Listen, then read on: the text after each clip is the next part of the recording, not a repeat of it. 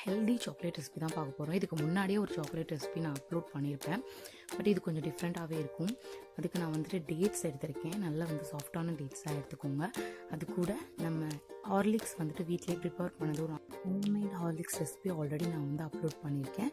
So இது கூட நான் ஒரு ஹாஃப் டேபிள் ஸ்பூன் வந்துட்டு நீங்கள் கொக்கோ பவுடர் சேர்த்துக்கோங்க. இது நல்ல ஒரு சாக்லேட்டி ஃபீல் கொடுக்கும் குழந்தைங்களுக்கு. அதுக்கப்புறம் கொஞ்சமாக இந்த உப்பு சேர்த்துக்க போகிறோம். ஸோ இதெல்லாம் சேர்த்துட்டு ஒரு கோர்ஸாக கிரைண்ட் பண்ணி எடுத்துக்கணும். லைக் நம்ம கையில் எடுத்தோம்னா இந்த மாதிரி வந்துட்டு கையில் பிடிக்கிற மாதிரி ஒரு ஷேப்பில் வேணும்.